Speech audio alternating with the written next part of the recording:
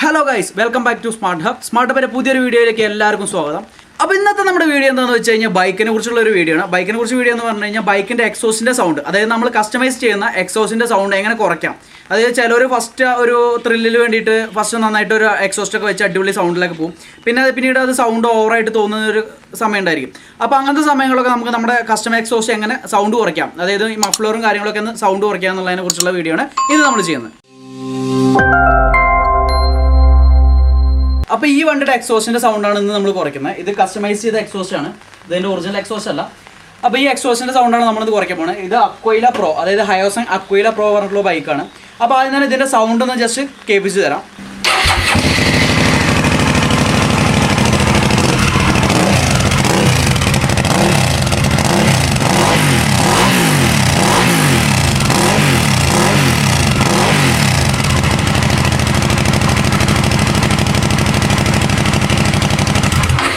അപ്പോൾ ഇതാണ് ഇതിൻ്റെ കസ്റ്റമൈസ് ചെയ്ത എക്സോസിൻ്റെ സൗണ്ട് വരുന്നത്. അപ്പോൾ ഇത് നമുക്ക് എങ്ങനെ കുറയ്ക്കാമെന്നുള്ളത് നമ്മളിന്ന് ചെയ്യുന്നത്.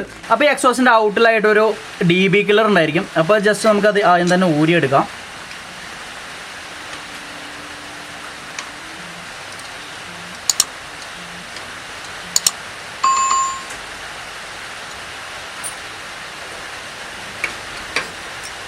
ചെറിയൊരു DB കില്ലറാണ്. അപ്പോൾ ഇതുപോലെ DB കില്ലറുള്ള എക്സോസ്റ്റുകളാണ് നമുക്കിത് ചെയ്യാൻ പറ്റുള്ളൂ. ഓപ്പൺ ആയിട്ട് നല്ല ബുള്ളറ്റിൻ്റെ എക്സോസ്റ്റ് ഒന്നും നമുക്ക് ചെയ്യാൻ പറ്റില്ല. അപ്പോൾ ഇതുപോലെ തന്നെ മൂടി നിൽക്കുന്ന എക്സോസ്റ്റുകളാണ് നമുക്ക് സൗണ്ട് കുറയ്ക്കാൻ പറ്റുള്ളൂ.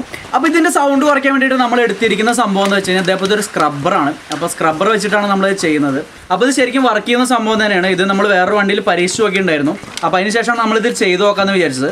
അപ്പോൾ നമ്മുടെ ഈ സ്ക്രബ്ബർ എടുത്തിട്ട് നമ്മൾ ഈ എക്സോസ്റ്റിൻ്റെ ഉള്ളിലേക്ക് നല്ല തള്ളി കൊടുക്കുന്നുണ്ട്.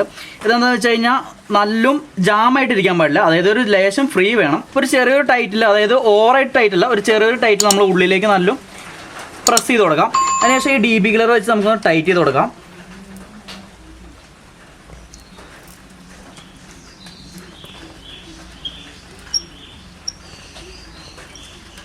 അപ്പോൾ എക്സോസ്റ്റിൻ്റെ ഉള്ളിൽ നമ്മൾ സ്ക്രബ്ബറൊക്കെ വെച്ച് സെറ്റ് ചെയ്തിട്ടുണ്ട്. ഇനി നമുക്ക് വണ്ടി ഒന്ന് സ്റ്റാർട്ട് ചെയ്തിട്ട് സൗണ്ട് കമ്മിയായിട്ടുണ്ടോ എന്ന് നോക്കി നോക്കാം.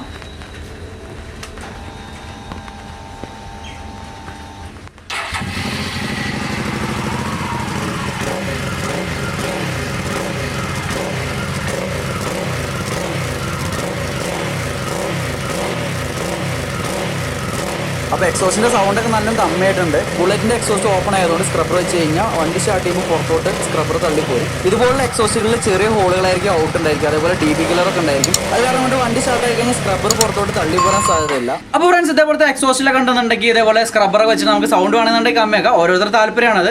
നമ്മളിപ്പോൾ ഒരു സ്ക്രബ്ബർ വെച്ചിട്ടുള്ളൂ, 2 സ്ക്രബ്ബർ വെക്കുകയാണെന്നുണ്ടെങ്കിൽ അത്യാവശ്യം നല്ല രീതിയിൽ സൗണ്ട് കമ്മിയായിട്ട് കിട്ടും. അപ്പോൾ ഫ്രണ്ട്സ്, ഇന്നത്തെ വീഡിയോ എല്ലാവർക്കും ഇഷ്ടപ്പെട്ടെന്നിരിക്കണം. വീഡിയോ ഇഷ്ടപ്പെട്ടെങ്കിൽ നമ്മുടെ ചാനൽ സബ്സ്ക്രൈബ് ചെയ്യുക, അതേപോലെ തന്നെ ലൈക്ക് ചെയ്യുക, ഷെയർ ചെയ്യുക, നിങ്ങളുടെ അഭിപ്രായ നിർദ്ദേശങ്ങളും കമൻറ്റ് ചെയ്യുക. മറ്റൊരു പുത്തൻ വീഡിയോ ആയിട്ട് നമുക്ക് വീണ്ടും കാണാം.